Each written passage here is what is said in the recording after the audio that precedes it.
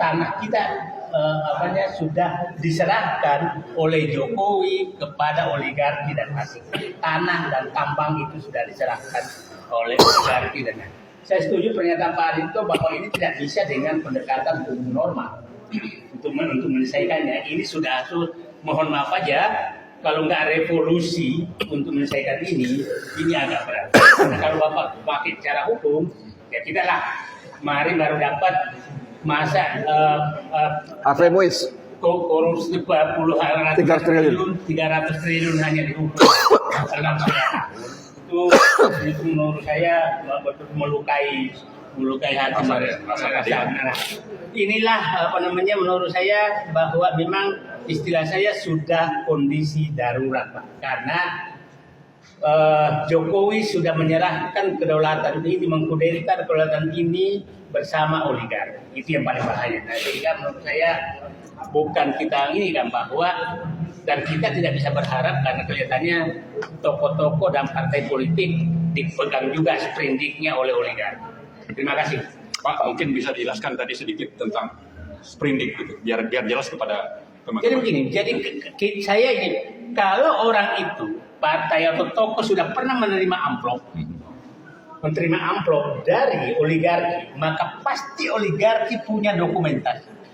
Menerima uang haram itu pasti punya. Ya. Dan kalau dia coba menyanyi, maka dia buka. Ya. Dan ini bisa saja kerjasama dengan penegak hukum. Ini orang ini loh. Coba lihatlah, ada menteri dulu datang ke Kiai, kelihatan amplopnya diserahkan kok. Betapa beraninya itu di syuting loh. Ada ke kantor ormas keagamaan terbesar, ya, kan kelihatan amplop diserahkan. Jadi maksudnya betapa mereka tuh sudah menjebak seluruh pihak, apalagi partai politik. Ya. Bagi partai politik. Jadi kira-kira menurut saya mereka sudah terpenjara oleh oligarki. Jadi tidak tersandra. Oke, jadi memang kalau Bang Marwan minta penjelasan, amplop yang dimaksud Bang Said itu tidak benar-benar berwujud amplop saja, ya. Kalau kita dengar wawancaranya Pandana Baban kan, Marwan Sirait mengaku mendapat rumah di Jalan Diponegoro Menteng 100 miliar rupiah dari aguan. Itu kata Pandana Baban ya, bukan kata saya. Oke, Bang Said cukup ya. Seorang sumber yang sangat bisa dipercaya di lingkaran pemerintahan saat ini maupun pemerintahan sebelumnya, dan dia terlibat aktif, itu mengatakan bahwa mantan presiden Pak Jokowi itu sebetulnya ingin fight Ridwan Kamil bagaimanapun harus bertarung 2 putaran, kira-kira begitulah. Nah, salah satu untuk mewujudkan 2 putaran itu adalah mengajukan gugatan. Maka berkali-kali bertelepon sampai kemudian Pak Jokowi sendiri ke Jakarta menemui Pak Prabowo, menemui beberapa tim inti yang terkait dengan tim pemenangannya Ridwan Kamil. Dari situ pesan itu disampaikan, lalu ditangkap, diskusi, tapi kok semakin kesini belum ada gerakan. Nah, muncul kemudian telepon lagi ke Jakarta lagi, yang waktu itu kita bahas bahwa tidak betah di Solo katanya kan gitu. Mulai sering ke Jakarta. Itu juga dalam rangka untuk mengemas bagaimana caranya nanti, kira-kira begitulah, bagaimana caranya nanti Pilkada Jakarta ini bisa 2 putaran. Tapi di sisi yang lain akhirnya ada keraguan. Presiden tidak kunjung memberikan jawaban. Presiden Prabowo dalam hal ini adalah Ketua Umum Partai Gerindra, tidak kunjung memberikan jawaban soal ini mau lanjut ke Mahkamah Konstitusi atau selesai di sini saja. Ya, karena mungkin fakta-faktanya juga tidak terlalu kuat. Lalu ada sumber di lingkaran Presiden, di lingkaran Gerindra, itu menyatakan begini, munculkan waktu itu ledakan kasus Suriah ya, ketika rezim Bashar al-Assad tiba-tiba digulingkan hanya dalam hitungan jam kan. Ada indikasi bahwa proses penggulingan itu dilakukan oleh pihak-pihak yang terkait dengan CIA di Amerika Serikat. Nah, apa hubungannya dengan Ridwan Kamil? Karena apa hubungannya dengan Jakarta? Ada yang membisikkan katanya bahwa kalau sampai terjadi 2 putaran di DKI, maka ini potensial untuk disuriahkan. Kira-kira begitu loh.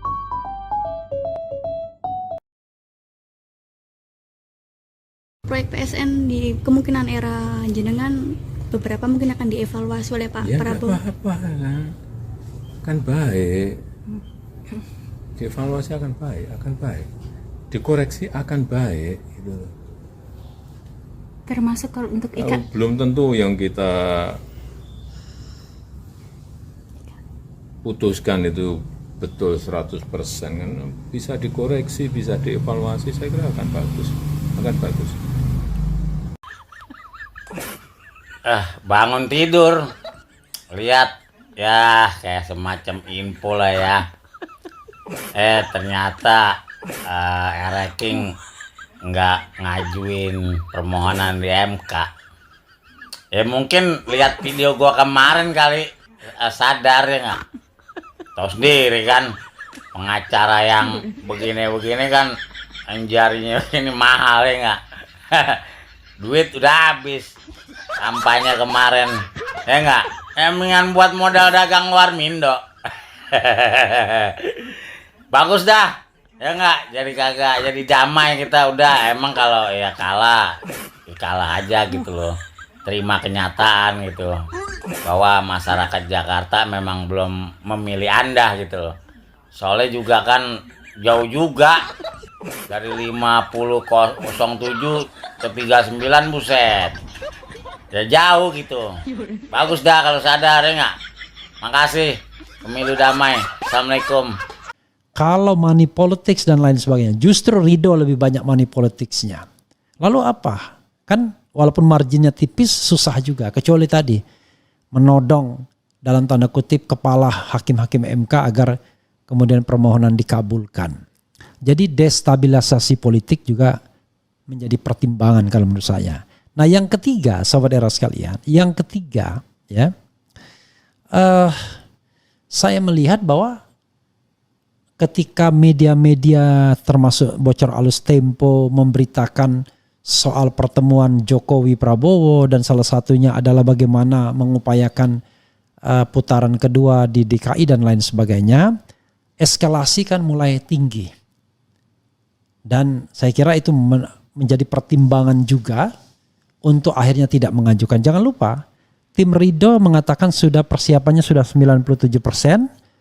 Pernah juga bertemu dengan saya melalui talk show di CNN Indonesia.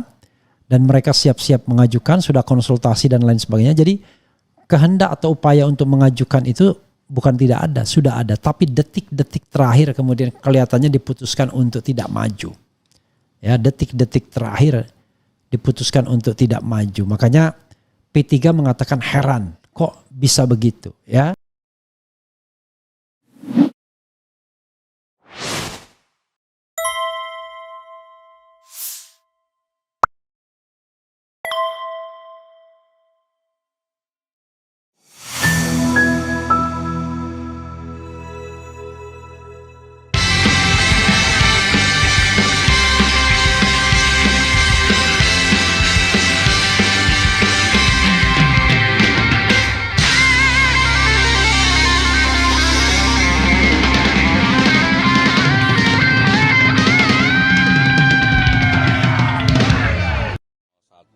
maupun 02 yang tidak menyampaikan gugatan ke MK, artinya Jakarta segera bisa konsentrasi untuk berbenah. Pemilihan gubernur di Jakarta kali ini adalah pemilihan yang tingkat tensi politiknya itu paling rendah. Tensi politiknya praktis di Jakarta tidak ada peristiwa yang berarti. Ya, saya secara pribadi baik pasangan 01 maupun 02 yang tidak menyampaikan gugatan ke MK mengucapkan terima kasih. Artinya Jakarta segera bisa konsentrasi untuk berbenah. Assalamualaikum warahmatullahi wabarakatuh. Sobat RH sekalian, jumpa lagi kita di channel yang keren ini. Keren, cadas. Ya, sobat RH sekalian, akhirnya Ridho tidak jadi menggugat ya, tapi jangan salah ya, margin atau perbedaan antara Ridho dan Prano itu bukan 0,7%, tetapi lebih dari 10%, mungkin 11% ya. Jadi saudara sekalian, tidak menggugat itu tidak berarti kemudian mereka legowo, belum tentu juga. Jadi bisa jadi karena ada perhitungan-perhitungan. Nah, dalam konteks ini saya mengakui bahwa saya salah ya. Saya kalah ya dengan tebakan Anies ya. Kenapa? Jadi waktu ke Solo kemarin, bukan ke Solo sih, ke Bali ya, tanggal 29 November untuk menghadiri namanya Mukernas Musyawarah Kerja Nasional Ikadin. Saya ngomong kalau margin perbedaan itu tipis itu biasanya pasangan akan mengajukan calon, saya bilang. Tapi Anies bilang enggak mungkin mengajukan karena Prabowo tidak mau ribut-ribut lagi di Jakarta. Sebenarnya saya hampir benar dan Anies hampir salah kalau tidak ada konstelasi terakhir yang kelihatannya membuat istana ngeper untuk mengajukan permohonan. Ya, karena niat mengajukan permohonan itu sudah disiapkan sampai detik-detik terakhir. Bahkan lawyernya mengatakan persiapannya sudah 97%. Tapi kemudian akhirnya tidak diajukan. Ya saya menduga ada beberapa sebab yang harus kita pertimbangkan sebagai bahan analisis ini. Tapi coba kita lihat beberapa judul berita ya.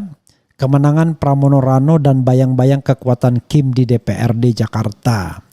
Ketua P3 Jakarta terkejut Ridho batal gugat ke MK tak dibicarakan. Ya itulah. Kemudian jubir Pramono Rano hormati Ridho dan Darmakun tak gugat Pilgub Jakarta. Oh ya, Darmakun juga tidak gugat juga ya. Batal ajukan gugatan, pasangan Ridho resmi kalah di Pilkada Jakarta. Oke, itu antara lain ya. Dan kita tadi juga sudah mendengarkan Pramono. Jadi sahabat sekalian, ada beberapa faktor yang menyebabkan permohonan tidak jadi diajukan menurut analisis saya. Oke, pelan-pelan ya. Pelan-pelan. Pertama adalah kita lihat dari sudut jarak ya, jarak angkanya. Memang kalau 50% satu plus satunya kan 0,7% saja. Dikurangi 0,7%, suara Prano menjadi 50% atau kurang, maka akan ada putaran kedua. Tapi jangan lupa bro, margin perbedaan itu sampai 10% lebarnya. Ya, maka analisisnya adalah seandainya tingkat partisipasi yang 40% itu bisa digenjot, maka kemenangan Pramono Rano itu justru akan makin tebal. Kenapa? Pasti sentimen terhadap R kasus atau Ridho itu akan semakin tinggi kalau seandainya MK memenangkan permohonan Ridho dan memerintahkan pemungutan suara ulang. Let's say misalnya dari 40% itu 10% ikut mencoblos. Maka mereka yang mencoblos itu tidak mungkin semuanya atau sebagian besarnya ke Ridho, pasti ke Pramono Rano. Karena jangan lupa ya, di Pilkada DKI Jakarta itu bentuk perlawanan itu ada dua terhadap kartel politik. Satu, mendukung Pramono Rano sebagaimana dilakukan oleh Anies. Kedua, golput ya, tidak memilih. Ya walaupun kemudian orang mengatakan tidak memilih itu kan merugikan Pramono Rano. Enggak juga. Karena sebenarnya itu ekspresi perlawanan juga sesungguhnya. Ya. Jadi kalau seandainya mau diulang, itu marginnya tinggi, makin tinggi. Jadi tidak ada hopeless kalau mengandalkan sebuah election yang katakanlah yang benar ya. Kecuali tadi at all cost ya, at all cost harus menang di Jakarta dengan menggerakkan parcok, menggerakkan semua kekuatan. Nah kalau itu terjadi, bisa jadi kemudian eskalasi akan semakin tinggi dan ini akan sangat tidak menguntungkan pemerintahan Prabowo ya. Karena itu akhirnya pilihan untuk tidak mengajukan permohonan itu pilihan yang menurut saya logis dan rasional. Oke, satu analisisnya. Yang kedua, pemerintahan Prabowo sepertinya memang tidak ingin terjadi yang namanya destabilisasi, ya, terjadi destabilisasi politik. Dia nggak mau. Karena misalnya MK memenangkan Ridho dan memerintahkan pemungutan suara ulang, maka terjadi destabilisasi politik. Apalagi kemudian bocor, misalnya percakapan, loh kok bisa kalah, bisa 2 putaran apa enggak dan lain sebagainya. Jadi bocor alus Tempo dan juga channel-channel termasuk RH Channel ya paling tidak sudah berjasa juga meninggikan isu ini sehingga kemudian bikin gentar istana. Jadi istana gentar itu karena takut tiba-tiba memancing kemarahan civil society atau kekompakan civil society. Ya, jangan lupa ya, civil society sudah pernah melakukan ini pada tanggal 22 Agustus yang lalu.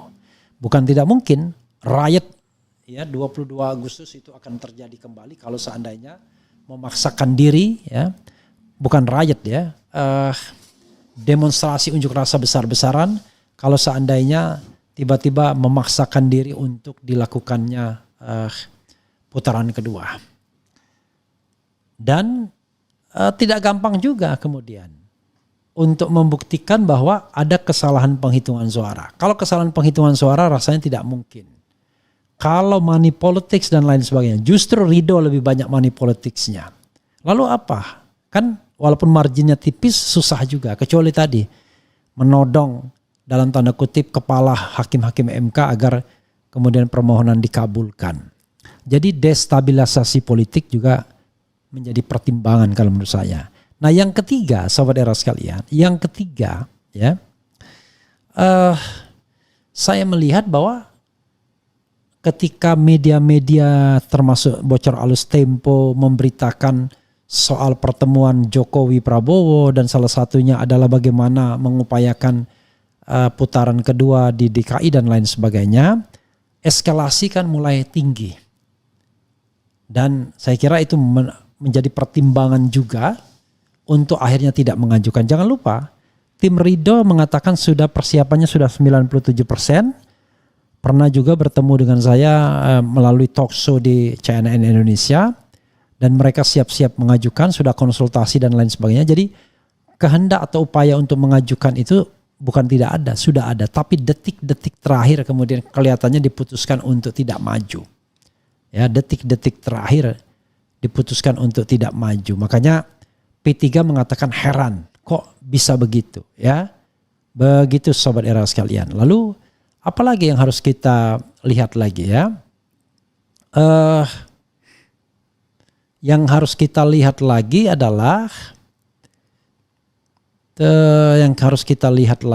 adalah yang terkait dengan sosok Pramono itu sendiri. Ya, saya dari awal mengatakan Pramono ini orang yang kanan kiri oke, atas bawah oke. Bukan berarti dalam pengertian pragmatis. Karena dia tidak punya sejarah berhadapan dengan banyak pihak.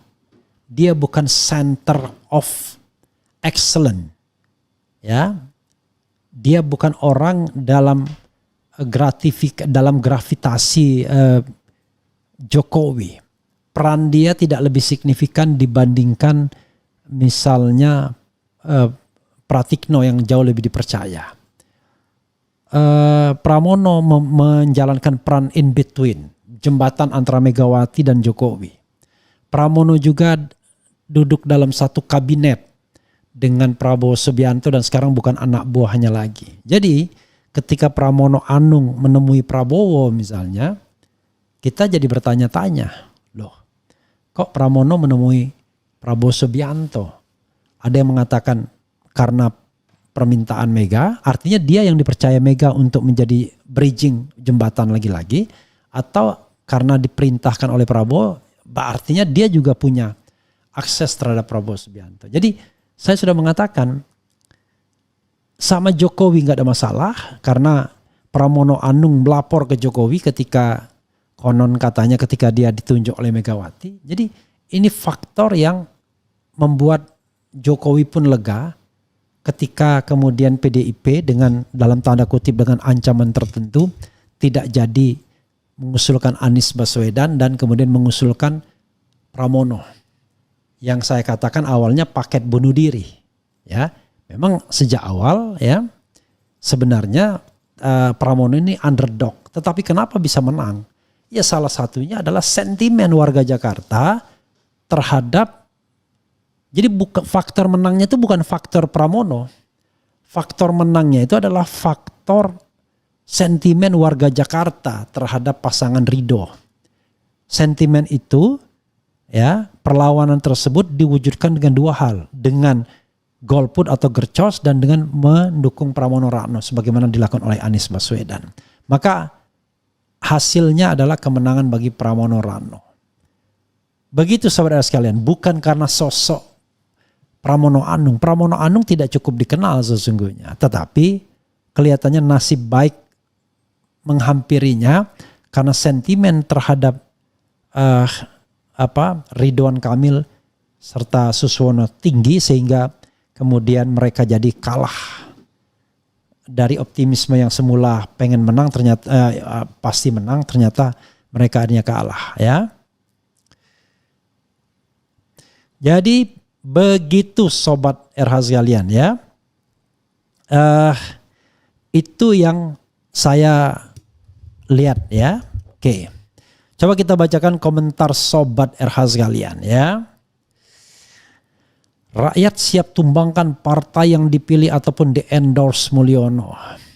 Kalau selisih 10% sangat sulit mau dicurangi. Jika 3% selisih bakal dijadikan 2 putaran. Ya itu juga ya. Piye kabare Bang Dian Sastro ya. Mudah-mudahan Dian Sastro sungguhan. Kalau Dian Sastro sungguhan luar biasa ya. Kemudian oke, apa lagi ya?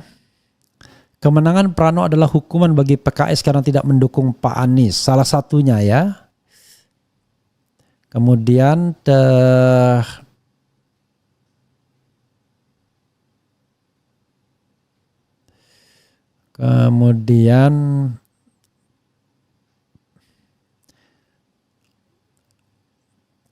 nah ini yang sempat terhenti saya komen, saya tunggu yang endingnya. Nah inilah ya.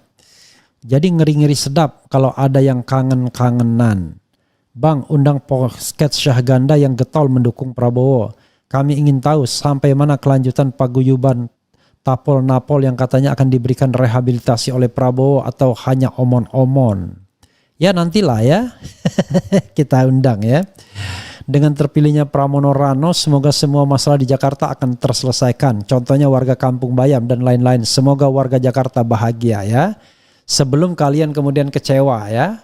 Sekarang mudah-mudahan kalian bisa menikmati kebahagiaan itu. Menurut feeling saya Pak Anies Presiden Indonesia 2029. Insya Allah apapun strategi si Mulyono, dia dan lain tak akan mempan walaupun itu si Ibu Mega atau Prabowo. Oke.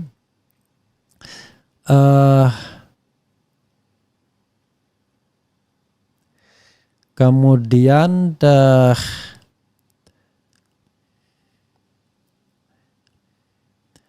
Sekjen Gerindra yang ketua MPR sudah ngomong kalau tidak mau dukung gugatan ke MK. Jadi siapa partai yang dukung pupus sudah ridho dan tidak pede mau gugat ke mahkamah, menyerahlah. Tapi Bang, titipan Pak Mul cuma di Jakarta yang gak masuk. Terus kalau cuma kemenangan di satu titik, kenapa harus terlalu diglorifikasi? Begini sobat daerah sekalian. Justru kita bangga karena dia menang di wilayah yang penduduknya rasional. Penduduknya lebih melek politik, yang lebih educated. Artinya apa? Kalau rakyat Indonesia cerdas dan pintar, pasti dia tidak akan pilih Mulyono atau yang di-endorse Mulyono. Itu maknanya ya.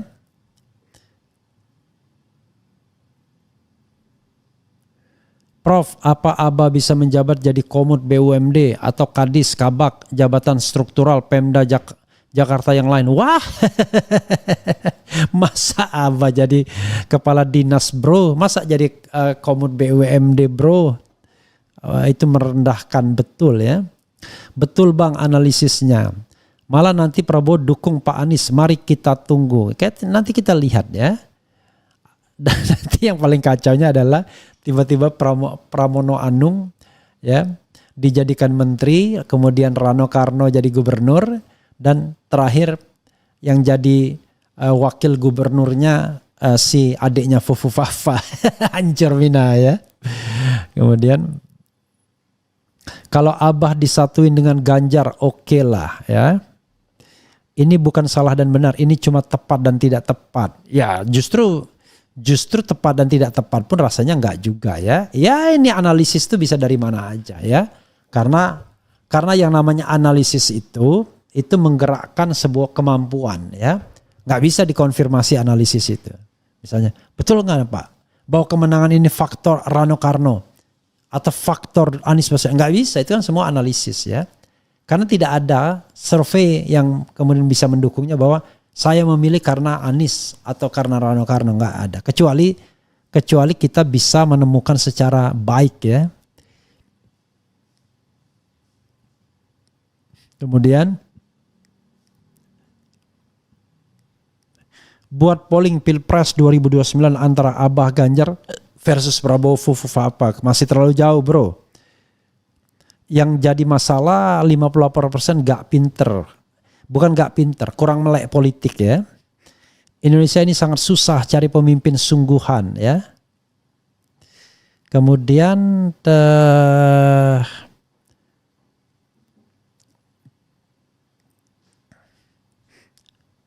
ada yang mau adu domba nih ya. Kemudian kami yakin, SE yakin 2002 Anies pasti akan menjadi presiden ya. Ini bukan soal keyakinan ya. Ini soal apakah memang masih ada peluang atau tidak. Jadi saudara sekalian, sekali lagi ya, congratulations ya, saya ucapkan kepada Anies Baswedan yang sudah menjatuhkan pilihan kepada Pramono Rano dan itu signifikan memenangkan Pramono Rano. Congratulations kepada siapapun yang mendukung Pramono Rano, tapi tolong ya, good governance dan clean government ditegakkan. Ya, good governance dan clean government ditegakkan. Ya, jangan Anda bagi-bagi kekuasaan atau bagi-bagi kue kekuasaan atau Anda menagih. Ya, karena Anda menjadi tim sukses tiba-tiba tagihannya adalah jabatan dan lain sebagainya. Ya, kalau Anda relawan yang ikhlas ya sudahlah. Ya, kalau jabatan itu mampir ke Anda dan memang Anda merasa cocok, Anda merasa punya kemampuan silahkan. Tapi kalau Anda kemudian tidak akan komit ya, hanya akan mencari tambahan dan lain sebagainya, jangan begitu ya. Itu saja. Wassalamualaikum warahmatullahi wabarakatuh. Keren, cadas, ciao.